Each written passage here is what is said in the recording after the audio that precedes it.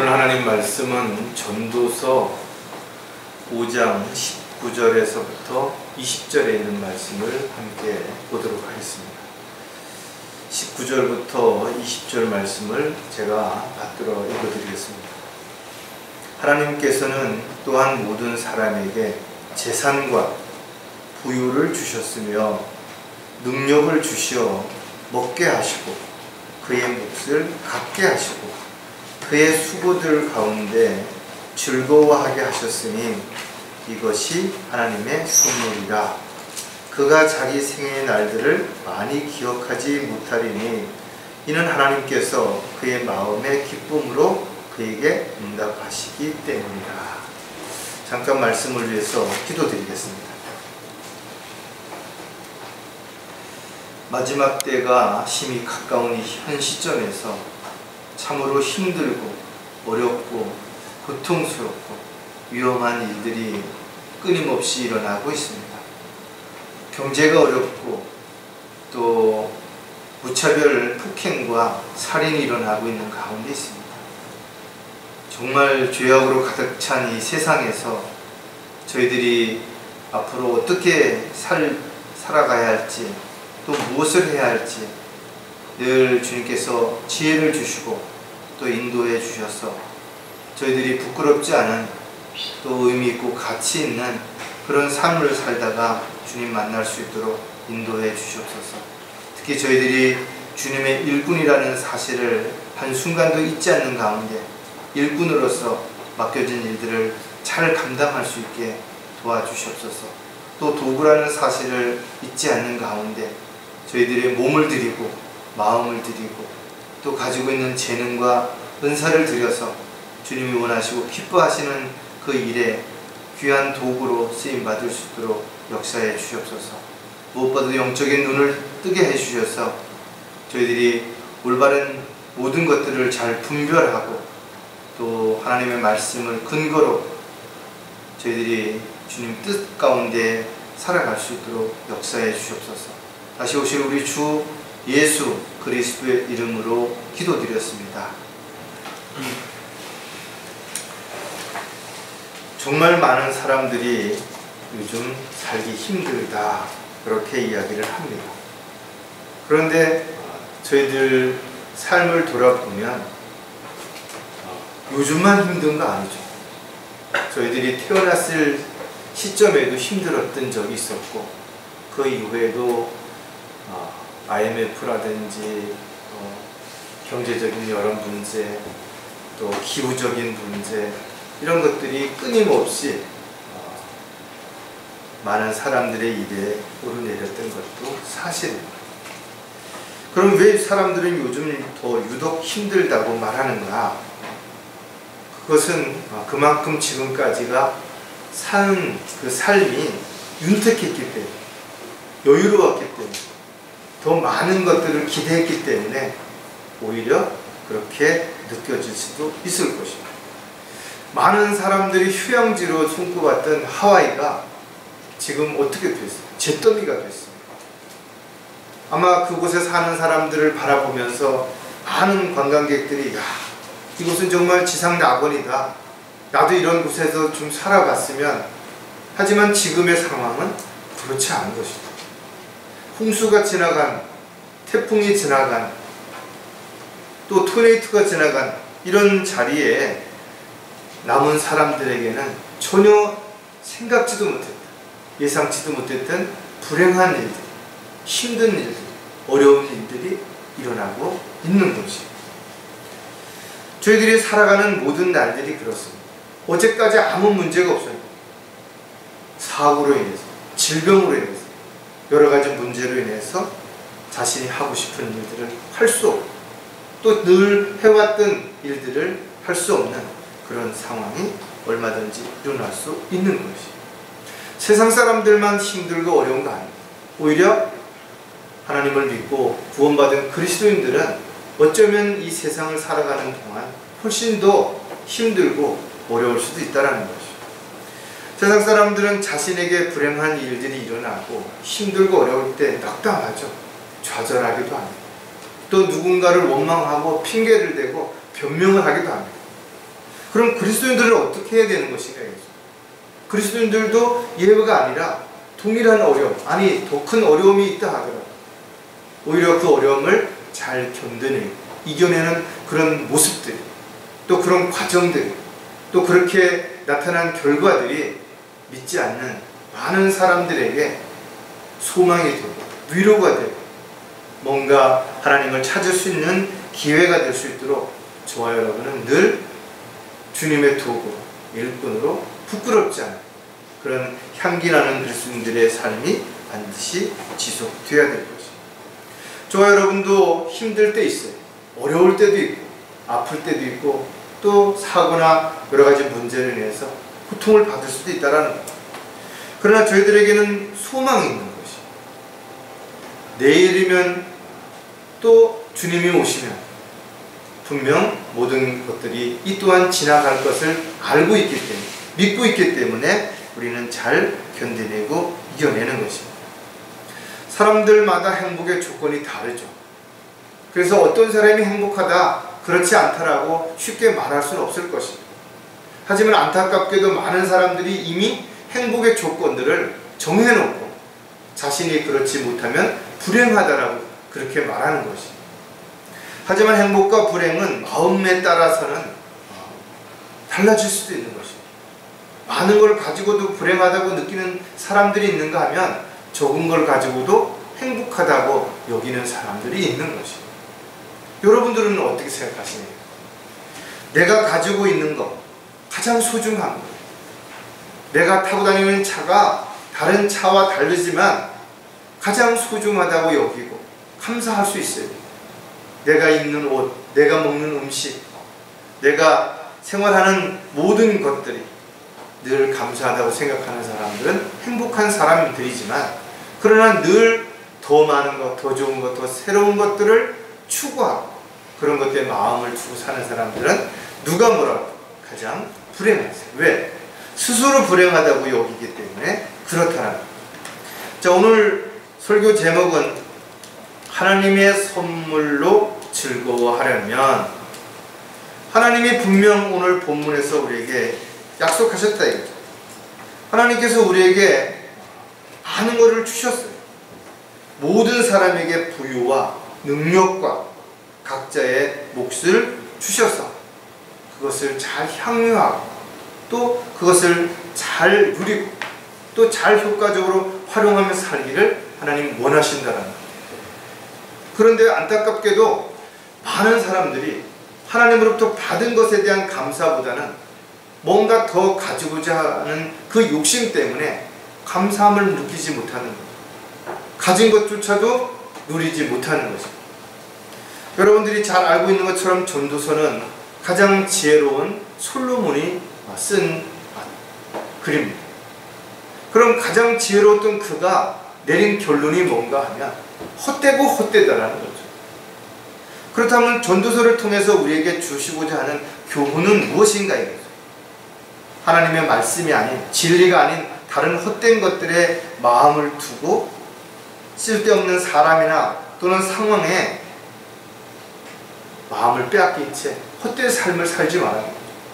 하나님을 두려워하고 이제 곧 주님 앞에 섰을 때 자신의 삶을 해명할 그날을 두려움 가운데 지내라는 것을 우리에게 가르쳐주는 것입니다.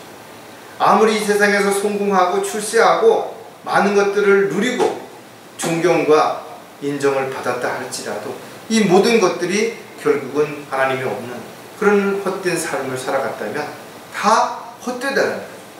그래서 전도서 12장에서는 그 모든 것에 대한 결론을 우리에게 한마디로 요약해서 가르쳐주고 있다 이거죠. 모든 날이 끝나기 전에 창조주이신 하나님을 기억하라는 것입니다. 그리고 전체 일의 결론을 이렇게 이야기하는 것입니다. 하나님을 두려워하고 그의 계명들을 지키라. 이것이 모든 사람의 의무라 이거죠.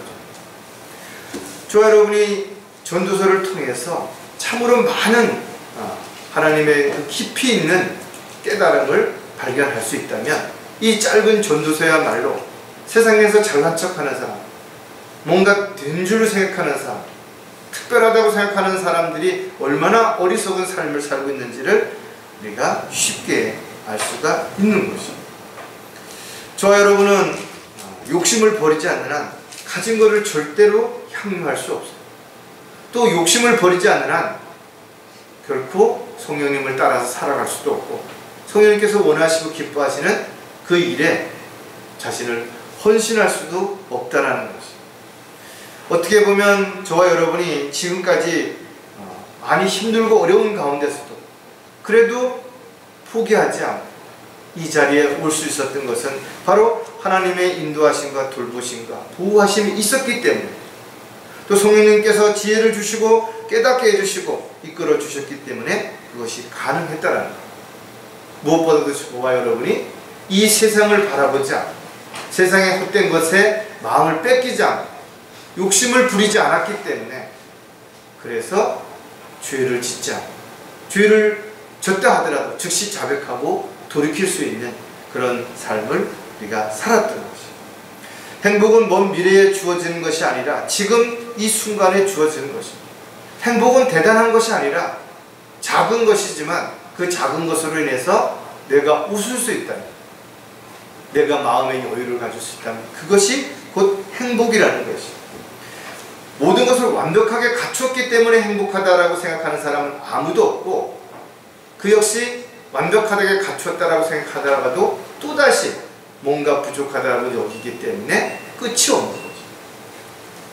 따라서 저와 여러분이 만족하기 위해서는 사도 바울의 가르침처럼 먼저 스스로 만족하는 법을 배워야 되는 것이고, 그 만족하는 법을 배우기 위해서는 저와 여러분은 주님의 도구요 일꾼이요 종이라는 사실, 모든 것을 주님으로부터 받았고 주님으로부터 받은 것들을 잘 향유하고 주님이 원하시고 기뻐하시는 삶을 살다가 주님을 만났을 때 참으로 잘했다고 칭찬 들을 수 있는 그런 저희와 여러분의 삶이 될 수 있도록, 오늘도 말씀을 통해서 다시 한번 자신을 돌아보고 또 다시 한번 주님 앞에 헌신할 수 있는, 마음에 결단할 수 있는 계기가 되셨으면 좋겠습니다.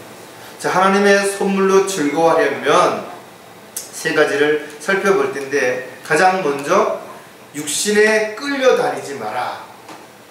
많은 사람들이 육신에 끌려가는 것이, 그래서 뭔가 맛있는 것, 뭔가 자랑할 만한 것, 뭔가 보여줄 만한 것, 뭔가 사람들 앞에 드러낼 만한 것, 이런 것들을 위해서 많은 시간들을 허비하고 또 많은 시간을 투자하지만 결과적으로 돌아오는 것은 허무한 것밖에 없어요. 채워도 채워지지 않는 것입니다.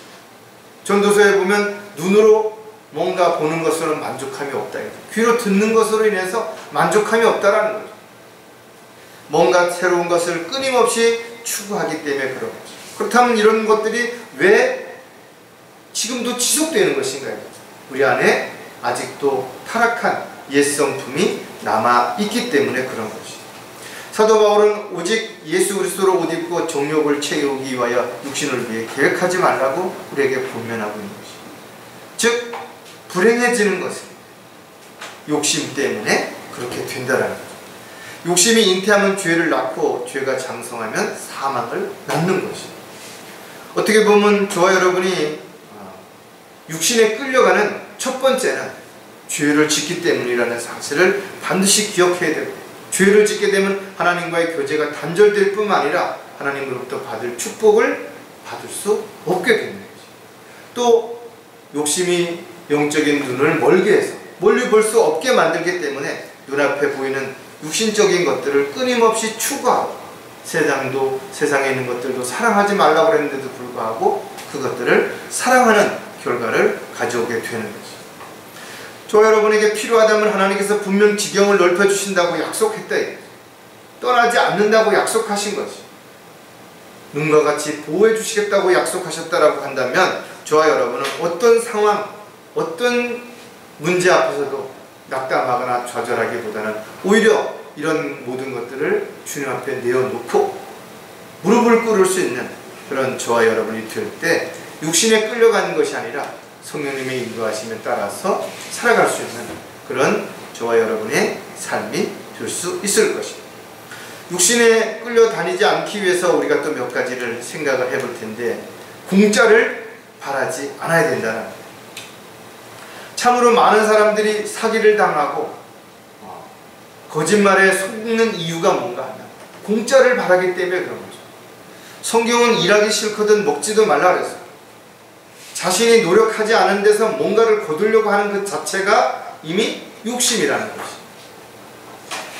그리스도인들은 오히려 땀 흘려 일해야 된다고 이야기를 했고, 땀 흘려 일한 그 수고로 인해서 식탁에 빵을 가지고 당당하고 떳떳하게 그렇게 최선을 다해서 살아갈 때 그 모습이야말로 가장 아름답고 멋진 삶이 되는 것이죠. 도둑질한 음식이 달고 몰래 훔쳐먹는 것들이 맛있다 할지라도 저와 여러분의 삶은 절대로 그런 것들의 마음을 두어서는 안 될 것이다. 많은 사람들이 세상에서 권력과 명예와 부를 얻었음에도 불구하고 좀 더 많은, 좀 더 특별한 것들을 얻기 위해서 또다시 범죄하고 그것이 들통나서 법정에 서는 이런 일들이 끊임없이 반복되고 있다. 국회의원까지 한 사람들이 돈 몇 푼 그거 받은 것 때문에 또 청탁하고 뭔가 다른 사람을 속이고 이런 것 때문에 자신들이 쌓아왔던 모든 것들이 한순간에 다 물거품처럼 사라졌다. 어느 나라 국회의장이라는 사람이 해외에 가서 백화점에서 다른 것도 아니라 선글라스 2개를 훔쳤어요. 15초 걸렸다 그러는 거예요. 근데 그것이 백화점 CCTV에 발견돼서 의장직을 내놔야 되는 상황인데 그래도 국회의원직은 보류하고 싶다. 여러분 생각이 어떠냐? 그 자리에 올라가기까지 얼마나 힘들고 얼마나 수고하고 얼마나 많은 경쟁을 물리쳤겠냐.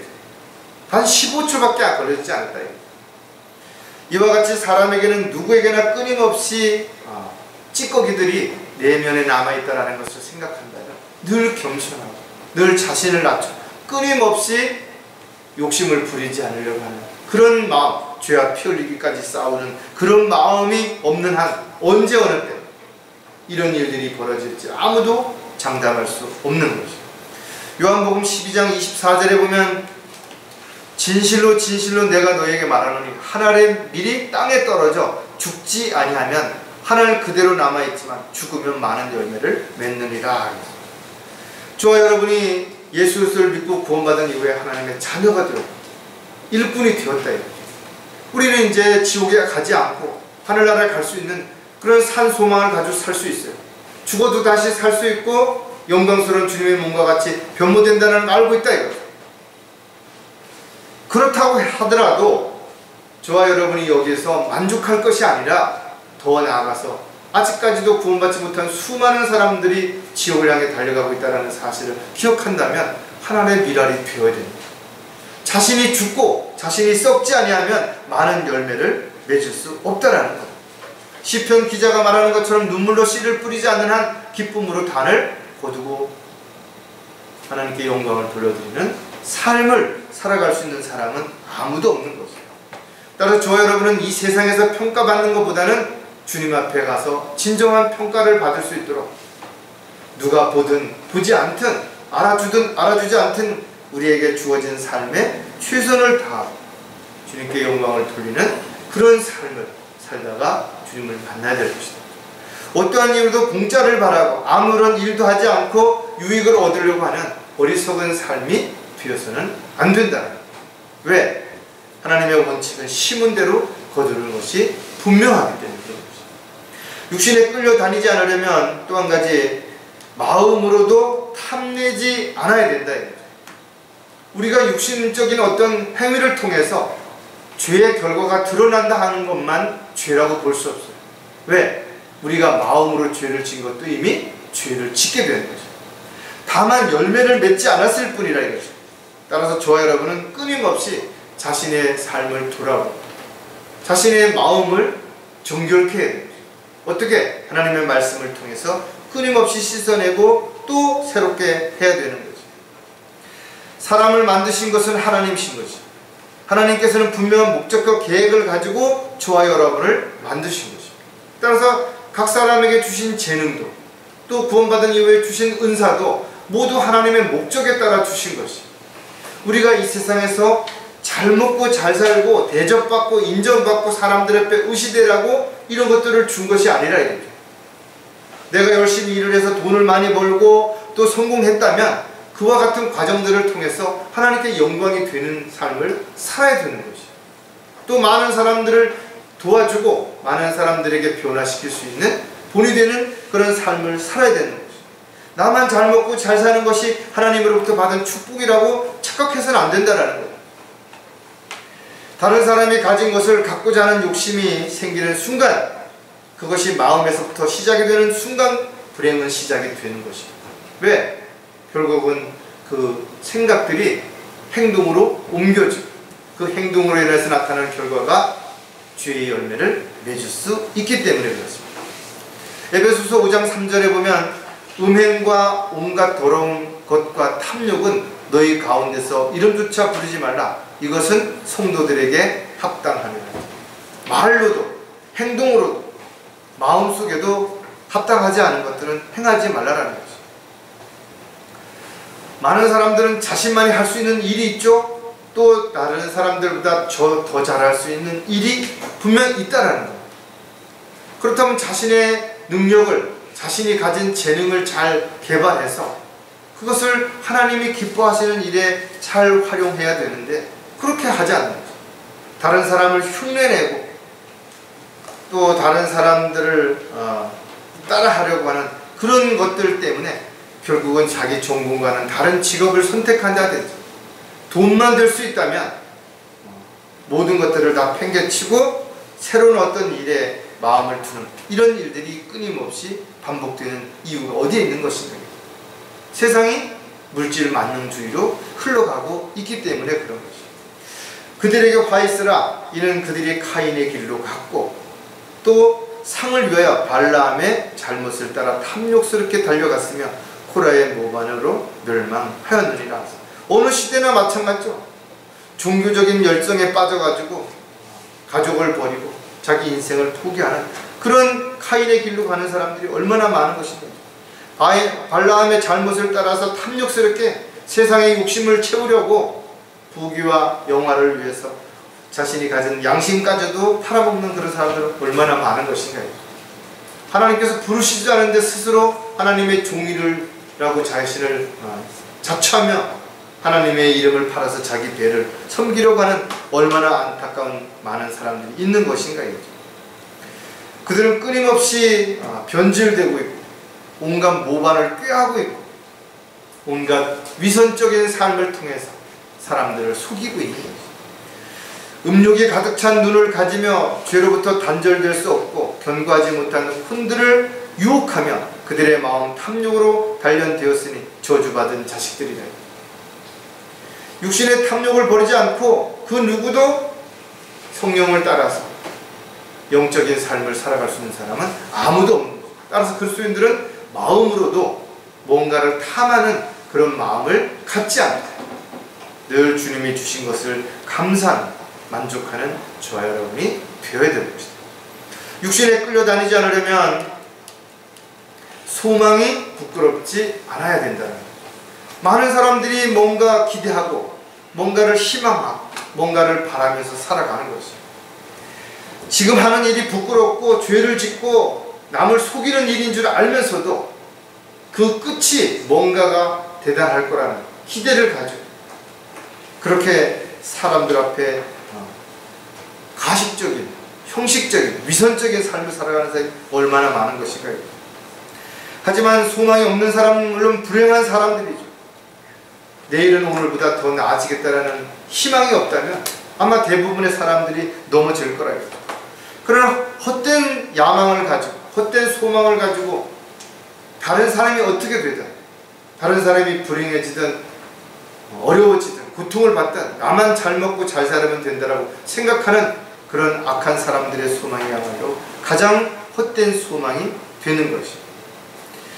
따라서 그리스도인들은 무엇에 소망을 두고 살아야 되는 것인가? 시편 기자는 주여 이제 내가 무엇을 기다리겠나이까? 나의 소망은 주께 있나이까? 저와 여러분의 소망은 하나님께 있어야 되는 것이, 하늘에 있어야 되는 것이. 그래서 성경은 산 소망이라고 말했고 복된 소망이라고 말했고 썩지 아니할 소망이라고 우리에게 가르쳐 주는 것입니다. 이 소망을 저와 여러분이 가지고 있는 것입니다. 그렇다면 그 소망을 가진 자로서 어떻게 살아야 되는 것인가요? 골로새서 1장 5절에 보면 너희를 위하여 하늘에 쌓아둔 소망 때문입니다. 이 소망은 너희가 전에 복음의 진리 말씀 안에서 들은 바라요. 우리는 이 소망에 부끄럽지 않아야 되는 것입니다. 그래서 누군가가 우리에 대한 소망에 대해서 물어볼 때 우리는 담대하게 그것을 설명할 수 있어야 되는 것입니다. 우리가 갈 하늘나라에 대해서, 셋째 하늘에 대해서, 그리스도의 심판석에 대해서, 또 어린 양의 혼인잔치에 대해서 언제든지 당당하게 말할 수 있어야 된다. 막연한 기대, 막연한 어떤 이야기가 아니라는 것입니다. 따라서 저와 여러분은 이와 같이 산 소망을 가지고 있다면 언제든 주님 오셨을 때 부끄러움을 당하지 않도록 항상 정신을 차리고 깨어 있어야 될 뿐만 아니라 흠이나 주름이 없이 티가 없이 그렇게 항상 정결한 삶을 살아가야 돼요. 그분 안에서 이 소망을 가지는 사람은 누구나 그분이 정결하신 것처럼 자신을 정결케 하느니라. 요한 1서에서 사도 요한을 우리에게 분명히 가르쳐 준다 이거죠. 그리고 오히려 너희가 자신을 위하여 하늘에다 보물을 쌓아두라. 거기는 좀이나 녹이나 도둑이 없다 이거죠. 아무도 해치지 못한다 이거죠. 또 우리의 소망을 혼의 단같이 가졌다라고 확고한 견고한 그런 소망 가운데 살아가라고 우리에게 사도 바울은 권면해 주고 있는 것이. 저와 여러분의 삶 가운데 이렇게 말씀을 통해서 사도 바울이 또 베드로가 준 이 소망을 가지고 있다면 그 소망이 누구 앞에서도 부끄럽지 않아요. 당당할 수 있어야 됩니다. 그래야 우리가 더 이상 육신에 끌려서 죄를 짓는 어리석은 삶을 살지 않을 수 있기 때문에 그런 것이. 자, 두 번째, 하나님의 선물로 즐거워하려면 아무것도 불평하지 말아요. 어떤 것들은 불평하지 않고 좋아하고 감사하죠. 그런데 또 어떤 것들은 불평하고 원망하고 탓한다. 왜? 끊임없이 욕심이 남아있기 때문에 그런 것입니다. 많은 사람들은 자신이 하는 일에 대해서 불평한다. 내가 이런 일을 할 사람이 아니다 이거죠. 내가 여기서 이런 대접을 받을 사람이 아니다 이거죠. 그렇다면 왜 거기 있는 것인가 이거죠. 즉시 그 자리를 박차고 나와서 대접을 받을 수 있고 인정받을 수 있는 곳에서 일을 해야 되는 거예요. 그러나 가지 못하는 이유는 뭔가 이거죠. 자기 마음은 있지만 아무도 받아주지 않는다.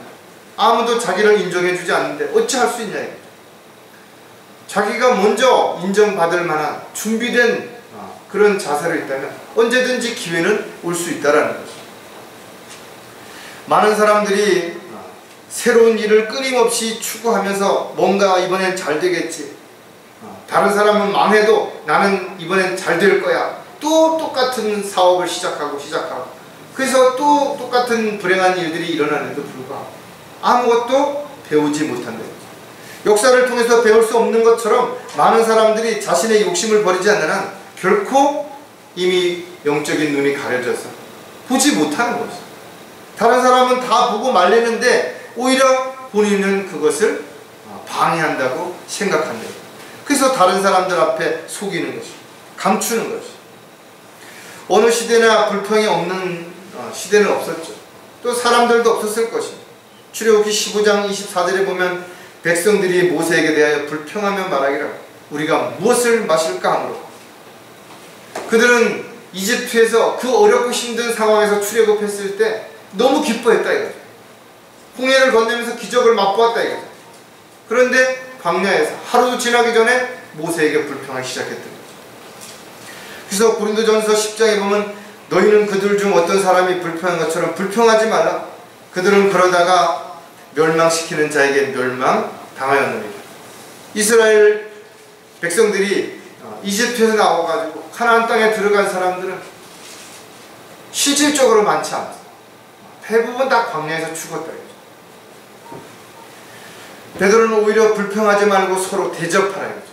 어렵고 힘든 상황에서 힘들다고 불평하기 전에 지금 그래도 내가 다른 사람들보다 이렇게 할 수 있다는 것에 감사, 기뻐하고 또 그것을 나눌 수 있는 그런 삶을 살아갈 때 하나님께서는 더 좋은 것, 더 많은 것들을 우리에게 채워주실 것이 분명하다는 거죠.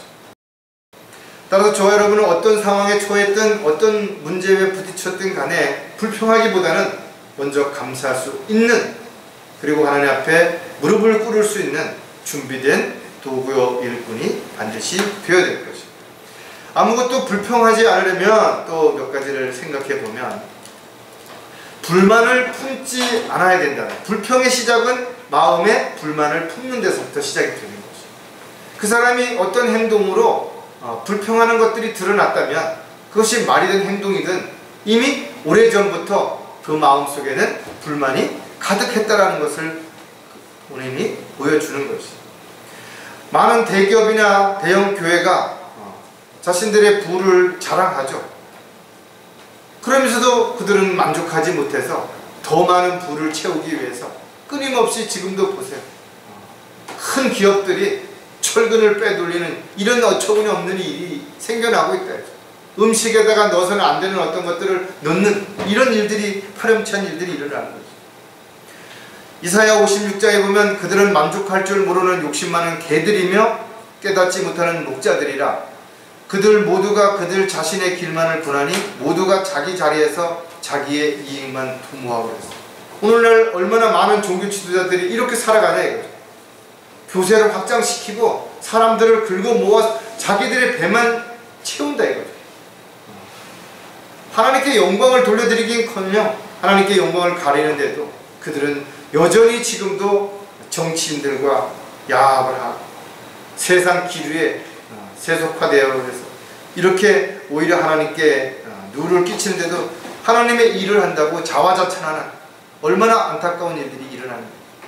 만물은 수고로 가득 찼으나 사람이 그것을 표현할 수 없으니 눈은 보는 것으로 만족하지 못하며 귀는 듣는 것으로 채워지지 않는도다. 가장 지혜로운 솔로몬이 남긴 말이라는 거죠. 만족하지 못하는 귀는, 만족하지 못하는 눈은 어떤 것들로도 채울 수 없어요. 내면적인 만족이 없다면 외부로부터 오는 만족은 순식간에 끝나게 되는 거죠. 성경은 그리스도인들에게 어떤 처지에서 형편에서도 스스로 만족하는 법을 배우라는 거죠. 아무런 계획도 없이 되는 대로 살라는 그런 말이 아니라는 것이죠. 저와 여러분이 이미 하나님으로부터 너무 많은 것들을 받은 것이죠. 그 받은 것에 대한 감사함이 넘치면 오히려 많은 사람들이 불만족스러워했던 것들도 얼마든지 만족할 수 있어요. 히브리서 13장 5절에서는 우리에게 정확하게 어떤 자세로 살아야 될지에 대한 분명한 지침을 주고 있는데, 너희의 생활 방식에 탐욕이 없도록 하고 현재 가진 것들로 만족하라. 이는 그가 말씀하시기를 내가 너희를 떠나지 아니하고 너희를 버리지 아니하리라고 하셨습니다. 충분히 살아갈 수 있는, 충분히 입고 먹고 마시는데도 어려움이 없는데도 뭐 때문에, 또 사람들에게 보여주기 위해서 끊임없이 뭔가를 추구하고, 지금도 얼마나 많은 사람들이 음식이 없어서 굶어 죽어가고 있는지, 얼마나 많은 사람들이 오염된 물을 마시면서 질병 가운데 있는지 한 번쯤 생각해 봐야 된다. 디모데전서에도 보면 우리에게 먹을 것과 입을 것이 있으면 이것들로 만족할 것이니라. 저와 여러분에게 주신 말씀입니다. 먹을 것과 입을 것이 있으면 만족하라는 거예요. 뭔가 명품을 찬란하게 휘감는다고 해서 대단한 거 아닌 것이에요. 결국 늙고 병들고 나면 이런 것들이 거추장스럽고 아무런 도움도 안 되는 것이에요. 내가 궁핍함으로 말하는 것이 아니니 이는 내가 어떤 처지에서도 스스로 만족하는 법을 배웠기 때문에, 사도 바울이 배웠던 것처럼 우리 역시도 하나님의 말씀을 통해서 배웠을 때 불만을 품지 않는, 그래서 불평하지 않는 삶을 살아갈 수 있는, 이렇게 스스로 만족하는 법을 배운 사람이야말로 행복한 사람, 감사할 수 있는 삶을 살아가는 사람이 될 수 있는 것이죠. 아무것도 불평하지 않으려면 비효율적이지 않아야 된다. 진정한 부자는 돈을 얼마나 많이 벌었냐가 아니라 얼마나 가치 있게 쓰면서 살았느냐가 그 사람을 평가하는 것이라고 했어요. 많은 사람들이 쌓아놓는다 이거죠. 쌓아놓으면 뭐예요? 하루아침에 무너져 내리는 거예요. 하나님께서 무엇을 주셨든 그것은 그 사람의 복이라는 것이죠. 여러분이 무엇을 가졌든 무엇을 받았든 이 모든 건 여러분의 몫이고 여러분에게 주신 복이라는 거예요. 그것을 향유할 줄 모른다면 효율적으로 사용할 줄 모르기 때문에 그런 거예요. 전도서 5장에 나와 있는 말씀처럼 향유할 수 있는 능력을 안 주시면 내 것이긴 한데 내가 쓸 수가 없어요. 내 건물이긴 한데 내가 살 수가 없어요. 그냥 놓고 구경만 하는 것이, 자랑만 하는 것이. 자신이 받은 것들을 향유할 줄 모른다면 그가 가지고 있는 것이 무엇이든 얼마나 많든 그것은 내 것이라고 볼 수 있는 건 아무것도 없는 것이죠. 저 여러분이 먼저 하나님으로부터 받은 것들을 향유할 줄 알아요. 그래야 마음의 여유가 생겨요. 마음의 여유가 있어야 다른 사람을 돌아볼 수 있고 다른 사람을 돌아볼 여유가 있는 사람이야 말로 사랑을 실천할 수 있는 하나님의 은혜로 충만한 삶을 살아갈 수 있는 거예요. 디모데전서 6장 17절에 보면 이 세상에 있는 부유한 자들에게 명하여 마음에 교만해지지 말고 불확실한 재물에 소망을 두지 말며 오직 우리에게 모든 것을 풍요하게 주셔서 향유케 하시는 살아계신 하나님께 두라고 하라 하죠. 여러분 건강하신가? 그러면 열심히 살으시면 되는 거지. 또 여러분이 가지고 있는 건강을 위해서 열심히 일하시고 돈도 버시고 여러분이 재능이 있다면 그 재능을 주님이 기뻐하시는 일에 온전하게 들여서 도구로 또 하나님의 일꾼으로 또 여러분들이 이 세상을 살아가는데 필요한 물질을 공급받는 하나의 매개체로 잘 활용하시면 된다. 여러분이 은사가 있다면 그 은사를 또한 주님께 영광을 돌려드리는 도구로 쓰임받는 그런 삶을 살아가는 것이죠. 물질이든 시간이든 건강이든 그 무엇이든 하나님이 주셨다면 하나님의 것이에요. 하나님이 기뻐하시는 일에 하나님께서 원하시는 영광을 위해서 사용하고 있다는 효율적인 삶을 살아가는 것이 분명한 것이죠. 많은 걸 가지고 있어도 활용할 줄 모른다면 그냥 그림의 떡인 것이. 주고 싶어도 줄 수 있는 것이 없다라고 불평하면 안 된다. 나도 줄 수 있도록 하나님께 기도해야 되는 것이. 또 내가 주는 것은 하나님께 부어주는 것이며 하나님은 반드시 갚아주실 것을 믿는다면 여러분들은 그것을 아까워할 이유도 없고 망설일 이유도 없는 것이죠. 세상에서는 잠깐 보이다가 사라지는 것일지 모르지만 저와 여러분이 했던 모든 일들은 주님이 다 보고 계시고 유업으로 다 기록이 되는 것이. 아주 작은 것, 주님에게 냉수 한 사발이라도 그의 친구들에게 작은 옷 한 벌이라도 나눠줬다면 절대로 그걸 하나님께서는 잊지 않는다는 것이. 저 여러분이 이 세상에서 아무리 대단한 일을 했다 하더라도 이 세상에서 끝나면 없어지지만 주님이 원하시고 기뻐하시는 일들을 위해서 여러분들이 효율적인 그런 일들을 했다면 반드시 기록됩니다. 반드시 또 심판대에서 그것이 행한 대로 보상을 받는 결과를 가져오게 될 것이다. 그렇다면 저와 여러분이 가지고 있는 것이 무엇이든 또 시간이든 건강이든 비효율적 열매 없는 일에 쓸데없이 시간을 낭비하는 물질을 낭비하는 그런 어리석은 자가 되어서는 안 될 것이다. 자, 디모데 전서에 나와 있는 이와 같은 이야기들을 여러분들이 꼭 기억을 한다면 내가 가진 것에 먼저 만족할 수 있어요. 또 히브리서가 말하는 것처럼 탐욕을 부리지 마. 저와 여러분이 불평하지 않는 그런 삶이 지속돼야 됩니다. 아무것도 불평하지 않으려면 감사함을 잊지 않아야 한다는 거죠. 할 수 있다는 사실 하나만으로도 정말 감사하죠. 또 기쁘죠. 즐겁죠. 고맙죠. 세상에는 하고 싶어도 할 수 없는 일들이 얼마나 많은 것인가 겠죠. 어떤 사람은 기회가 주어지지 않아서 할 수 없어요. 어떤 사람들은 기회가 주어졌는데 능력이 없어서 할 수 없는 것이. 어떤 사람들은 능력도 기회도 주어졌는데 갑작스레 건강이 나빠서, 어떤 사람들은 쓸데없는 것에 마음을 빼앗기다 보니까 시간이 없어서 이런저런 이유와 핑계와 변명을 통해서 많은 사람들이 하지 못한다.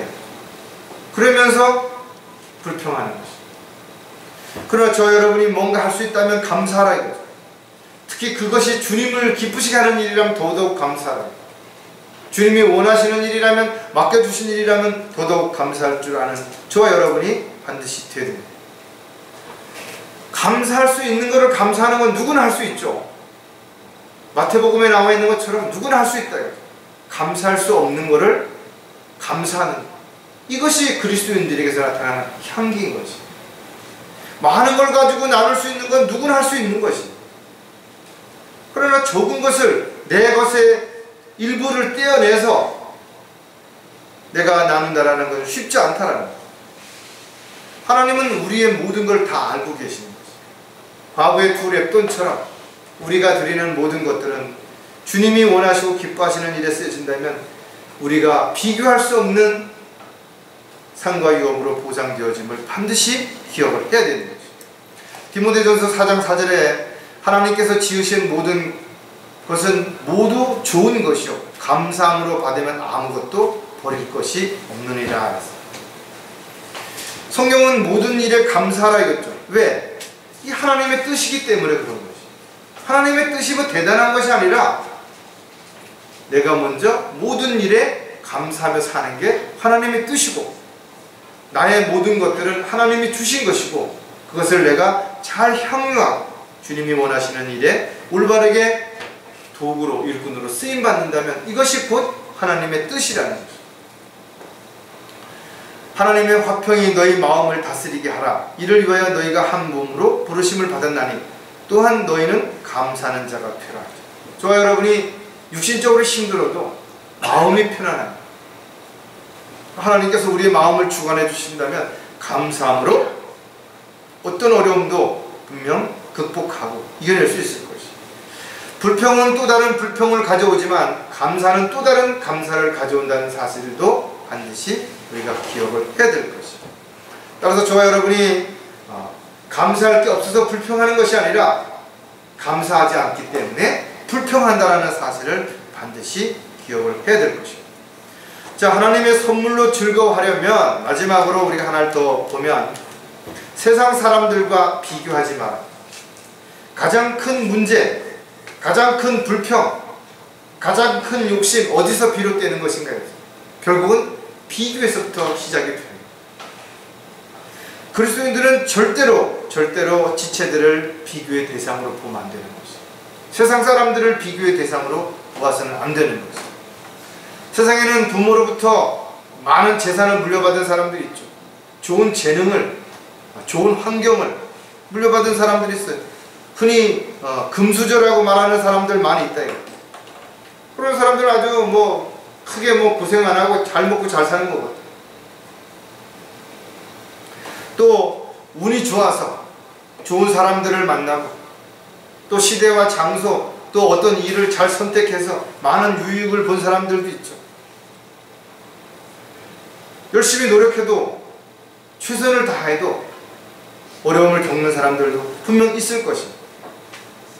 그러나 그렇다고 해서 그 모든 것들이, 겉으로 드러나는 것들이 모든 것들을 다 판단할 수 있는 결과는 아닌 것입니다. 많은 걸 가졌는데, 많은 걸 행할 수 있는데, 많은 사람들에게 칭찬을 받는데, 부러움의 대상이 되는데 오히려 불행하다고 느끼는 사람이 있는 거 아니에요. 누가 보더라도 정말 불쌍해 보이고 안 돼 보이고 딱해 보이는데도 불구하고 실제로 본인은 가진 것에 대해서 행복하다고 느끼는 그런 사람들도 있다라는 거죠. 우리나라가 OECD 가운데 행복지수가 가장 낮은 나라 중에 하나예요. 그러나 훨씬 우리보다 못 사는 나라도 행복지수가 높은 나라들이 많이 있다 이거죠. 사람들이 꼭 물질에 많은 것들이 있다고 해서 행복하다라고 말할 수 있는 것은 아닌 것이. 모든 사람들이 언제나 행복한 것도 아니고 언제나 불행한 것도 아니지. 어떤 사람이 웃는다고 해서 그 사람이 항상 웃고 사는 거 아니죠. 슬플 때도 있고 화날 때도 있고 속상할 때도 분명 있을 것입니다. 그러나 그는 잠시의 그 행복이 이런 어려움을 이겨내는 것이. 반대로 어떤 사람들은 많은 행복한 조건을 가졌는데도 불구하고 욕심 때문에 한두 가지의 불행이 그 많은 가진 것들을 다 외면해버리기 때문에 찡그리고 불평하고 남을 탓하고 원망하고 그렇게 살아가는 거죠. 저와 여러분은 각자 역할이 다르고 있어야 할 자리가 다르고 할 수 있는 역량이 다르다면 비교의 대상이 아닌 거죠. 서로 협력해서 합력해서 손을 이루어가는 동역자요 협력자요 동반자요 동행하는 지체라는 사실을 기억한다면 서로를 사랑하고 배려하고 섬기고 이해하고 이끌어주고 다독여주고 용기를 주고 힘을 줄 수 있는 그런 삶이 되어야 된다. 저 여러분은 각자의 인생의 주인공은 다른 사람이 아니에요. 바로 자기 자신이래요. 주인공 스스로가 자신을 불행하다고 여기고 자신이 무능하다고 여기고 자신이 별 볼 일 없는 존재라고 여긴다면 그 영화는 있으나 마나 불을 보듯이 실패할 게 뻔하죠. 요즘 신스릴러라 그러죠. 주인공이 아닌 엑스트라 내지는 조연으로 나온 사람들이 자신에게 준 역할을 충실히 했을 때 오히려 두각을 나타낸대요. 많은 사람들에게 인기를 얻고 많은 사람들에게 회자돼요. 오히려 주인공으로 나왔던 사람들은 잊어졌는. 저 여러분의 인생에 스스로가 주인공이라면 그 스스로의 주인공이 부끄럽지 않은 삶을 살아갈 수 있도록 당당해야 될 필요가 있겠죠. 주눅들 필요도 없고 의시될 필요도 없다 이거죠. 자, 세상 사람들과 비교하지 않으려면 또 우리가 몇 가지 생각해 보면 세상 기준을 따르지 않아야 된다는 거예요. 세상의 가치 기준은 이미 많은 사람들에 의해서 정해진 것이죠. 그리고 그 표에 입각하지 못하면 뭔가 부족한 사람, 불행한 사람, 뭔가 문제 있는 사람. 그러나 그렇지 않다 이거예요. 돈을 많이 벌 수 있거나 세상에서 유명하게 되거나 인정받는 직업을 가졌거나 또는 어떤 사람들에게 인기 있는 위치에 있다면 이거 행복한 것인가 이거죠. 그러나 자신의 사생활이 드러나고 자신의 모든 일거일투족이 다 그만큼 불편할 수도 있어요. 그만큼 어려울 수도 있어요. 그러나 사람들은 보여주는 한 부분만을 가지고 판단한다 이거예요. 세상의 가치 기준은 말 그대로 세상에서 정한 기준이라는 거죠. 세상 사람들이 정한 기준인 것이죠. 결코 성경적인 기준도 아니고 그리스도인들이 따라야 할 기준도 아니죠. 세상에서 아무리 높임을 받고 인정을 받았다 할지라도 그렇다고 해서 하나님이 그 사람들을 인정해 주는 것은 아니기 때문에 그런 것이죠. 하나님께 인정받기 위해서 저와 여러분은 분명하게 성경적인 기준을 가지고 잣대를 가지고 우리가 분별을 해야 될 것이에요. 오히려 세상에서 인정받지 못하고 세상에서 비난과 핍박과 박해를 받더라도 이것이 하나님 보시기에 합당하다면 이것이야말로 가장 하나님 원칙에 합당한 하나님을 기쁘시게 해드리는 도구요 일꾼으로 쓰임받을 수 있음을 반드시 기억을 해야 될 것이에요. 누가복음 16장 15절에도 주께서 그들에게 말씀하시기를 너희는 사람들 앞에서 스스로 의롭다고 하는 자들이지만 하나님께서는 너희의 마음을 아시느니라. 이는 사람들 가운데 크게 높임을 받는 것이 사람들 보기에는 하나님 보시기에는 가증스러움이라고 하시더라고요. 하나님께서 보시기에 가증스럽다 이거죠. 예수님께서 말씀하신 것처럼 회칠한 무덤과 같다 이거죠. 겉은 멀쩡한데 속은 다 냄새나고 썩는 것이. 위선자들의 모습, 당시 종교 지도자들의 모습을 이야기하는 것이죠. 오늘날도 많은 사람들이 가면을 쓰고 체면이라는 것을 앞세워서 사람들을 속이고 그럴듯하게 사람들의 귀를 즐겁게 해주면서 속이고 있다. 하나님의 기준은 스스로 자신을 낮추는 자를 높여주는 것이죠. 보이는 것보다 보이지 않는 것에 더 관심을 둔다는 사실. 대단히 능력이 있어 보이는 지체보다 조용하게 있는 지체들에게 더 하나님께서는 관심을 가질 수도 있다는 것도 생각해 본다면 누구 하나 소중하지 않은 지체가 없고 누구 하나 귀하지 않은 지체가 없는 것이. 저 여러분은 세상의 기준을 가지고 바라볼 것은 아무것도 없다 이거죠. 오히려 세상의 기준이 아닌 하나님의 기준을 가지고 바라볼 때 올바른 분별력을 가지고 우리가 그 가치를 인정하고 또 그 가치에 맞는 삶을 살아가는 저와 여러분이 될 수 있을 것입니다. 세상 사람들과 비교하지 않으려면 보이는 것으로 판단하지 않아야 한다는 거죠. 사람들이 화려하게 옷을 입는 이유, 또 화려하게 화장을 하는 이유는 뭐예요? 다른 사람에게 보이기 위해서 그런 거죠. 인정받기 위해서. 그래서 그냥 자신의 많은 흉어물을 감추는 것입니다. 자신의 어떤 본 모습이 아니라 보여주고 싶은 자신의 가식적인 그런 모습을 가지고 살아간다 이거죠. 그래서 사람들은 자신에 대한 어떤 얼굴에 콤플렉스가 있다고 생각하고 뜯어고치고 그런 뜯어고치는 유혹을 끊임없이 받다 보니까 성령은 계속되는 중독을 만들어내고 그 중독에 빠진 사람들은 결국은 일그러진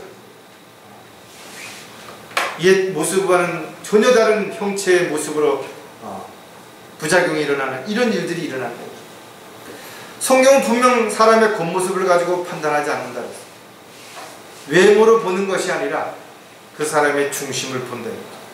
또 하나님을 두려워한다면 나그네 시절을 두려움 가운데 지내는. 왜? 하나님은 그 사람의 겉모습을 보는 것이 아니라 중심을 보시기 때문에 그런 거죠.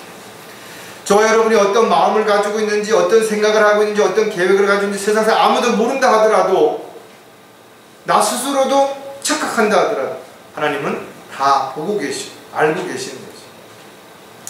베드로전서 3장 3, 4절에 보면 너희는 머리를 닦고 금으로 치장하거나 옷을 입은 외모로 단장하지 말고 오직 마음에 숨겨진 사람을 썩지 아니하는 것 곧 온유하고 고요한 영으로 단장할지니 그것은 하나님 보시기에 매우 값진 것입니다. 하나님 보시기에 매우 값진 것은 세상적인 금은 보화로 치장한 것이 아니라는 것이죠. 겉만 그럴듯한 모습이 아니라는 것이죠. 저와 여러분이 하나님 앞에 평가받을 때 우리의 몸 어떻게 변하는 거예요? 우리 얼굴 어떻게 변하는 거예요? 주님과 같은 영광스러운 몸으로 다 변하는 거예요. 그러면서도 지금 우리가 가지고 있는 그 어떤 특징들이 남아있기 때문에 우리는 알아볼 수 있을 것이에요. 놀라운 일들이 일어날 것이다.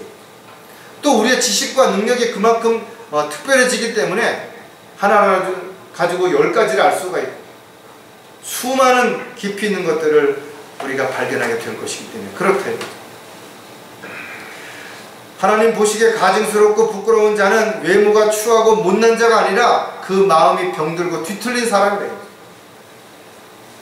주님 보시기에 신실하지 못한 그리스도인들은 세상에서 인기가 있고 존경을 받고 칭찬을 받는 사람들이 아니라 오히려 하나님 보시기에 비참한 사람이라는 것을 반드시 기억을 해야 될 것입니다.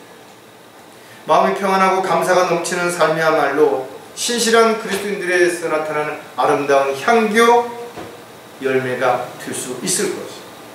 세상 사람들과 비교하지 않으려면 자신만 기쁘게 하지 않아야 된다는 거예요. 겉으로 웃고 있지만 속은 울고 있는 사람들도 있죠. 또 겉으로는 울면서도 마음으로는 웃는 사람들도 있을 것입니다. 세상에는 그럴듯한 말로 사람들을 속이고 온갖 가면을 쓰고 위선적인 삶을 살아가는 사람이 너무나 많은 것이 누구도 알 수 없습니다. 그 진면목이 드러날 때까지 그 사람이 그런 사람이었나? 모른다 이거죠. 악한 계획을 세우고 몇 번씩 찾아가고 묻지마 살인을 한 그런 사람들도 평소에는 그 사람이 평범한 사람처럼 보였다 이거예요. 말수도 적었고 예의도 바르고. 하지만 하나님은 다 아는 것이요 그 사람의 마음과 생각과 계획 다 아신다. 누구도 속일 수 없다. 변명할 수도 핑계를 댈 수도 없다는 거죠. 세상 사람들만 그런가? 아니죠. 저와 여러분도 동일한 것이에요. 우리가 골방에서 무슨 짓을 하든 무슨 생각을 하든 무엇을 하든 하나님 다 보고 계십니다. 데살로니가전서 4장 1절에 그러므로 형제들아, 끝으로 우리가 주 예수 안에서 간구하고 권고하노니 너희가 어떻게 행해야 하고 어떻게 하나님을 기쁘시게 하는가를 우리들에게서 받은 바와 같이 더욱 더 넘치게 하라. 그리스도인들은 자신을 부인하고 십자가를 지고 주님을 따르는 사람들이 분명하다. 주님께 합당하게 여기게 하기 위해서, 주님을 기쁘시게 해드리기 위해서, 또 주님께 영광을 돌려드리기 위해서 자신을 죽은 자 인정을 해야 됩니다. 오직 하나님의 승인을 받아 복음을 위탁받은 대로 전하노니 이는 사람들을 기쁘게 하려 함이 아니며 우리의 마음을 시험하시는 하나님만을 기쁘시게 하려 합니다. 여러분들이 무엇을 하든 사람들을 기쁘게 하려고 하지 말아요. 자신을 기쁘게 하려고 하지 말아요. 오직 하나님만을 기쁘시게 해드리는 그런 삶을 살아간다면 그것이야말로 하나님께 영광을 돌려드리는 올바른 삶이 되는 것이죠. 저와 여러분의 모습이 세상 사람들에게는 어리석게 보일 수도 있고 힘들어 보일 수도 있고 안쓰러워 보일 수도 있고 헛사는 것처럼 보여질 수도 있을지 모르지만, 그러나 저와 여러분의 삶이 주님께서 원하시고 기뻐하시는 삶이라면, 또 그런 삶을 살기 위해서 참고 견디는 삶이라면 이 모든 것들이 곧 주님께 영광을 돌려드리는 아름다운 삶이 될 것입니다. 그렇게 사는 저와 여러분이라면 유혹에 끌려가지 않을 것이고, 또 불평하기보다는 먼저 주신 것에 감사할 것이고, 세상 사람들과 비교하지 않고 오직 주님만을 바라면서 각자가 가지고 있는 것들이 무엇이든 주님을 기쁘시게 드리는 도구로 일꾼으로 쓰임받다가 주님 만나게 될 것을 분명하게 기억하는 저와 여러분이 되시기를 바랍니다. 기도하겠습니다. 하나님 아버지, 오늘도 말씀을 통해서 다시 한번 저희들의 삶을 돌아보는 계기가 되게 해주셔서 감사를 드립니다. 저희들이 세상에 살아있는 한 세상에 있는 것들을 보고 때로는 마음을 빼앗길 때도 있습니다. 헛된 것에 마음을 빼앗기고 눈을 돌린 채 시간을 소비할 때도 있습니다. 그러나 오늘 말씀을 통해서 다시 한번 더 이상 욕심에 끌려다니는 어리석은 자가 아니오, 또 이런저런 이유와 핑계를 앞세워서 불평하는 어리석은 자가 되지 않도록, 또 다른 사람들과 비교해서 낙담하고 좌절하고 스스로 불행하다고 여기는 어리석은 자가 되지 않도록 다시 한번 주님의 종이요 일꾼이며 또 하나님의 자녀로 살아가는 것이 얼마나 가치 있고 귀한 삶인지, 또 산소망 가운데 살아가는 하루하루의 삶이 얼마나 의미 있는 일인지를 잊지 않는 가운데 다시 오실 주님을 간절히 소망하며 기다리는 저희들이 되도록 도와주시옵소서. 다시 오실 우리 주 예수 그리스도의 이름으로 기도드렸습니다.